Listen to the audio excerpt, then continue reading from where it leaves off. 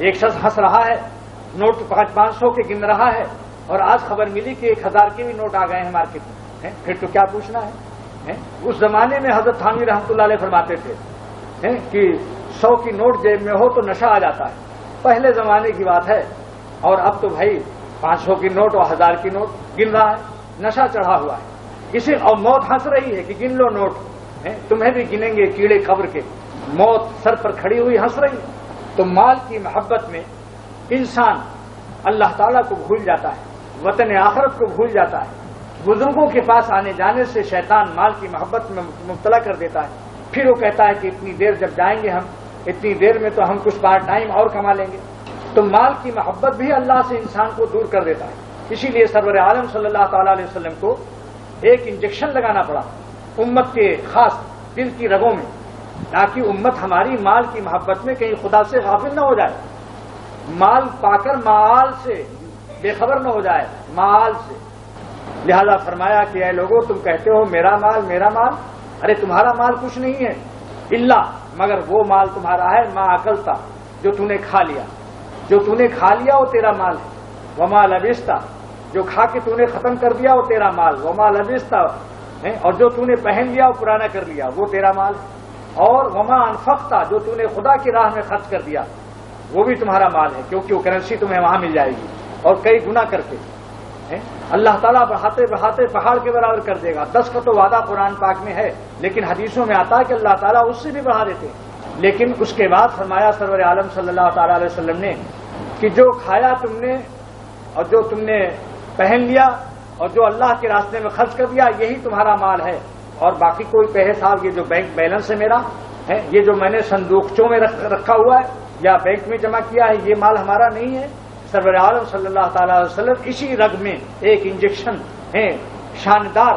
شان نبوت سے لگا دیا، کیا کہ انت ذاہب، تو چلا جائے گا آخرت میں، وتارکہ للناس، تو دوسروں کے لیے چھوڑ جائے گا وہ تیرا نہیں۔ یہ ہے غفلت کا انجیکشن، یہ ہے غفلت کا انجیکشن کہ وہ تمہارا نہیں ہوگا، تم چھوڑ کے جاؤ گے، تمہارے بال بچے اگر نیک ہیں تو ٹھیک ہے نیک کام میں خرچ کریں گے، اگر برے ہیں تو اور خوب ٹی وی اور VCR اور سینما دیکھیں گے۔ لہذا ہمارا مال یہی 3 ہے، جو ہم نے کھا لیا، جو ہم نے پہن لیا، اور جو اللہ کے راستے میں خرچ کر دیا۔ تو مال جو ہے یہ بھی اللہ کے راستے میں زبردست پہاڑ بن جاتا ہے، لیکن اس کے معنی نہیں ہے کہ مال کو فوراً سب ضائع کر دیا جائے۔ حضرت سفیان ثوری رحمۃ اللہ علیہ فرماتے ہیں کہ تھوڑا سا مال بچا کے بھی رکھو، اگر ہم بالکل ہی خرچ کر دیں، سارا لٹا دیں تو پھر ہاتھ پھیلانا پڑے گا امیروں کے سامنے۔ تو حضرت سفیان ثوری رحمۃ اللہ علیہ فرماتے ہیں کہ اے اللہ کے بندو، اپنا کچھ مال بچا کے رکھو تاکہ وقت ضرورت پر ہاتھ نہ پھیلانا پڑے، ورنہ امیر لوگ، ورنہ مالدار لوگ تمہیں اپنے ناک صاف کرنے کا رومال بنا لیں گے، خدا نہ کرے وہ وقت آئے کسی پر کہ امیروں کے دروازے جانا پڑے۔ سمجھا؟ ایک امیر نے کسی سے کہا کہ مجھے غریب لوگ بہت تنگ کرتے ہیں، جب دیکھو قرضہ مانگتے ہیں، ان سے جان چھڑانے کا نسخہ کیا ہے؟ اس نے کہا ان سے جان چھڑانے کا نسخہ یہ ہے کہ اس کو 50 روپیہ قرضہ دے دو، اس کے بعد پھر کبھی نہیں آئے گا، کہے گا جاؤں گا تو تقاضا کریں گے، جاؤں گا تو تقاضا کریں گے، لہذا وہ تمہارا راستہ ہی چھوڑ دیں گے۔ یہ ایک لطیفے کی بات ہے۔ اور مالداروں سے جان چھڑانے کا نسخہ کیا ہے کہ ان سے کبھی کچھ مانگ لو پھر وہ ڈر جائیں گے۔ مفتی رشید احمد صاحب دامت برکاتہم کا وہ جملہ کہ رمضان اور داڑھی اور بیگ 3 چیزیں جمع ہونا جائز نہیں ہے۔ سفیروں والا بیگ جس سے چندہ لوگ مانگتے ہیں، 3 چیزیں، نمبر 1 کیا؟ رمضان، نمبر 2 داڑھی، یہ دونوں جمع ہو جائیں کوئی حرج نہیں۔ تیسری چیز خطرناک آ رہی ہے، وہ کیا ہے؟ چندہ مانگنے والا بیگ۔ اب جس دکان پر آپ جائیں گے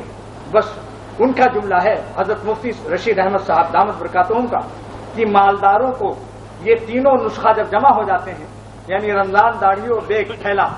تو فرماتے ہیں مالداروں کے اوسان خطا ہو جاتے ہیں، ان کے ہوش گم ہو جاتے ہیں کہ آ گیا چندہ لینے کے لیے۔ اکثر ایسا ہوتا ہے کہ وہ اندر بیٹھتے ہیں پورے رمضان بیچارے ڈر کی وجہ سے۔ ایک تبلیغی جماعت کے دوست جن کا نام ہے مولانا عمران صاحب بھوپال کے، بہت رئیس آدمی، جامعہ ازہر کے سند یافتہ، بہت بڑے عالم، اور گھر کے بھی بہت رئیس، میں نے ان کی زیارت کی۔ لندن کی جماعت میں تھے، جب جماعت تبلیغی لندن سے واپس ہوئی تو بمبئی آنا تھا، تو ایک شخص لندن میں تھا تبلیغی بھائی، اس نے کہا کہ یہ 10,000 روپیہ لے لو مولانا اور میرے ابا کو دے دینا، وہاں میں نے اپنے ابا سے قرضہ لیا تھا، وہ میرے ابا کو میری طرف سے واپس کر دینا۔ اب مولانا 10,000 روپیہ اس کا لے کر، اس کے باپ شیخ تاجر بڑے کارخانے والے بڑے سوداگر تھے، جب مولانا داڑھی اور لمبا سا کرتا اور پگڑی تو جانتی ہیں آپ خاص، اور لے کے پہنچے 10,000 دینے کے لیے،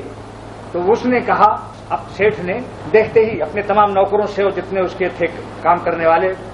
لا حول ولا قوت الا باللہ، دیکھو کیا مصیبت کر دیا ان کو، تو کچھ ہر وقت یہی کام بس مانگنے چلے آ رہے ہیں، دیکھتے نہیں کہ میرا آسٹریلیا سے جہاز کھڑا ہوا ہے بمبئی میں، اور میں کس قدر پریشان ہوں، ان کو کوئی اور وقت ہی نہیں۔ اور پھر آخر میں جب مولانا قریب آ گئے تو مولانا سے کہا، مولانا آپ لوگوں کو بس یہی ایک کام رہ گیا، کوئی وقت ہی نہیں۔ مولانا عمران صاحب سمجھ گئے کہ یہ مجھے چندہ مانگنے والا سمجھ رہا ہے، تو مولانا نے 10,000 کی گڈی اس کے منہ پر زور سے ماری۔ اللہ تعالیٰ اللہ کے نام کے صدقے میں